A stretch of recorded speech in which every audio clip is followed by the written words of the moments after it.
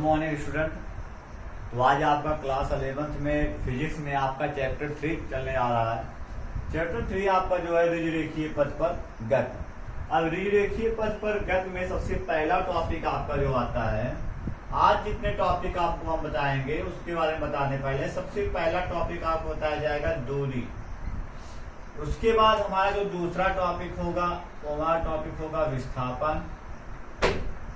जो तीसरा टॉपिक होगा हमारा होगा चाल।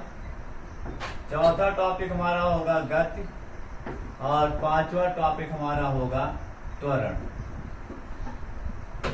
यहाँ पर चाल के बाद आपको वेग बता देंगे, वेग के बाद त्वरण, उसके बाद फिर आगे चलते हैं।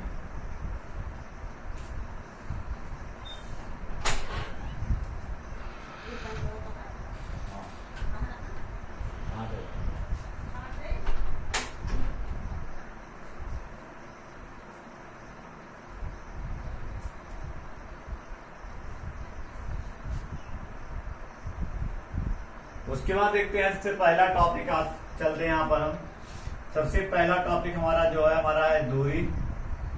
अब दूरी क्या आपको बता दें, हम दूरी की डिफिनीशन आपको बता दें, आप लिख लीजिएगा। तो आप हेडिंग डालेंगे दूरी, और किसी गतिशील वस्तु द्वारा निश्चित समय में चली गई पथ की लंबाई को, किसी गतिशील वस्तु द्वारा एक निश्चित समय में चली गई पथ की लंबाई को दूरी कहते हैं। तो शायद क्लियर हो गया होगा।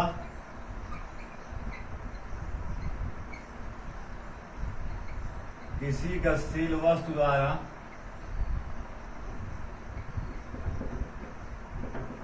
निश्चित समय में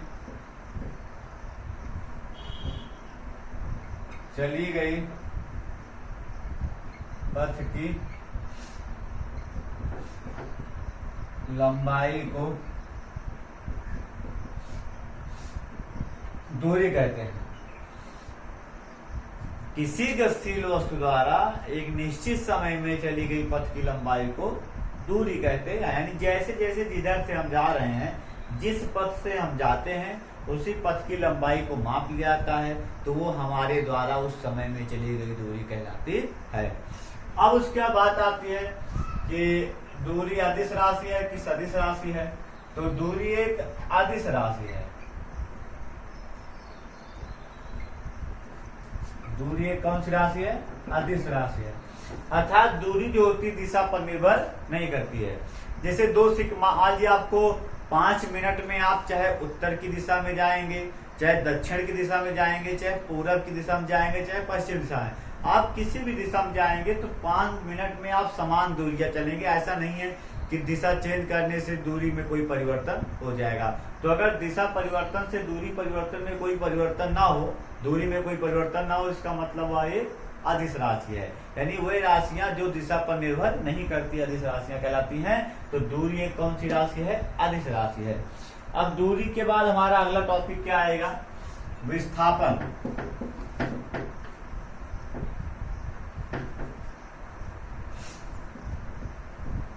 दूरी हमारा हो गया। अब दूरी के बाद कौन सा आ रहा है? विस्थापन। चलिए विस्थापन देखते हैं। विस्थापन क्या है? तो किसी गतिशील वस्तु की अंतिम स्थिति और प्रारंभिक स्थिति के बीच की न्यूनतम दूरी को, किसी वस्तु की अंतिम स्थिति और प्रारंभिक स्थिति के बीच की न्यूनतम दूरी को विस्थापन कहते हैं।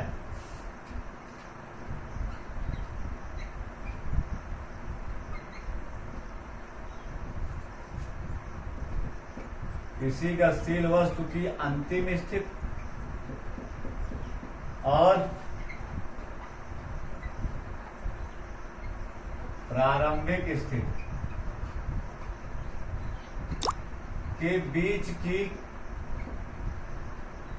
न्यूनतम दूरी को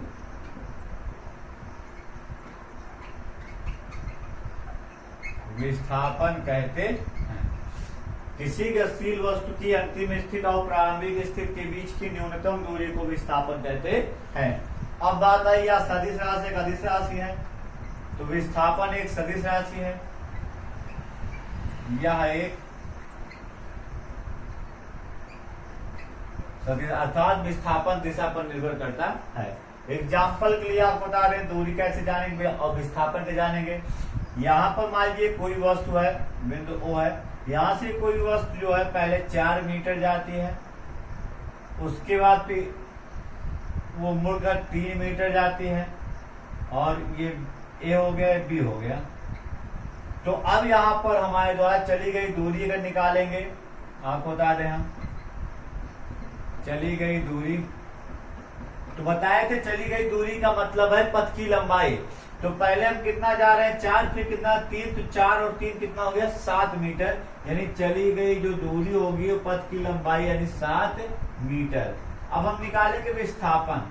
तो विस्थापन बताया गया था कि अंतिम स्थिति और प्रारंभिक स्थिति के बीच की जो न्यूनतम दूरी होती है एकदम सीधी रेखा, वो क्या विस्थापन कहलाता है। तो एक समकोण त्रिभुज में अगर 4 और 3 है तो कर्ण कितना हो जाएगा 5 हो जाएगा। तो आपका विस्थापन कितना आ जाएगा 5 आ जाएगा, √3 का स्क्वायर प्लस 4 का स्क्वायर 16 9 25 25 का वर्गमूल 5 मीटर। तो इस प्रकार से दूरी और विस्थापन यानी किसी गतिशील वस्तु द्वारा चली गई पथ की लंबाई को हम दूरी कहते हैं, और अंतिम स्थिति तथा प्रारंभिक स्थिति के बीच की दूरी को हम विस्थापन कहते हैं।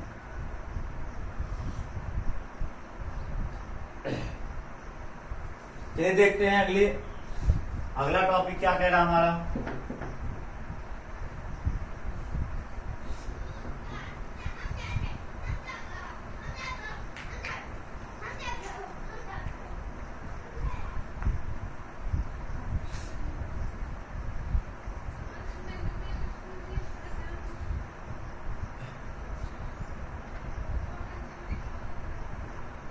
चाल, तो चाल क्या है देखिए बता रहे आपको हम कि चाल का फॉर्मूला क्या होता है हमारा,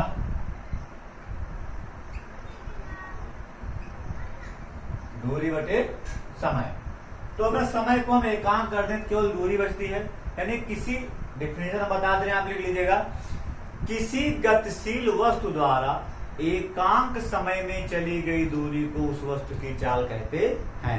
किसी गतिशील वस्तु द्वारा एकांक समय में चली गई दूरी को उस वस्तु की चाल कहते हैं। उस परिभाषा लिखने के बाद आप सूत्र लिख लीजिएगा, चाल बराबर दूरी बटे समय।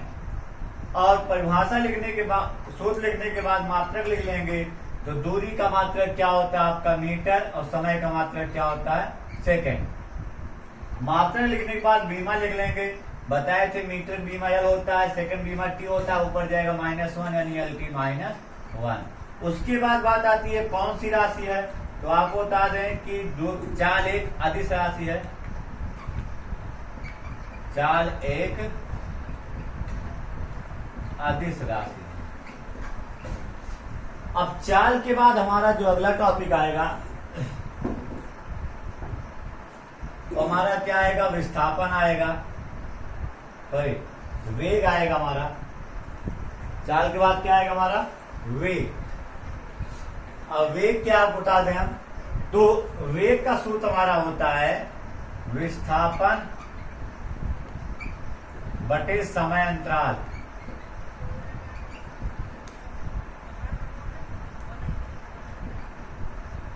विस्थापन बटे समय अंतराल। तो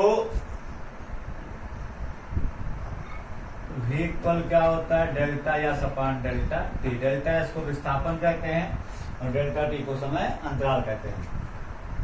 तो किसी गतिशील वस्तु के एकांक समय अंतराल में होने वाले विस्थापन को, किसी गतिशील वस्तु की स्थिति में एकांक समय अंतराल में होने वाले विस्थापन को उस वस्तु का वेग कहते हैं। इसे v से डिनोट करते हैं, v पर डेल्टा या सपान डेल्टा टी, जहां डेल्टा या विस्थापन है, डेल्टा टी समय अंतराल है। मात्रक है तो मात्रक आपका वही रहेगा मीटर पर सेकेंड, बीमा आपकी वही रहेगी LT -1। चाल एक अदिश राशि थी और वेग एक सदिश राशि है। वेग एक कौन सी राशि है, सदिश राशि है। तो चाल और वेग, दूरी और विस्थापन आपका क्लियर हो गया है।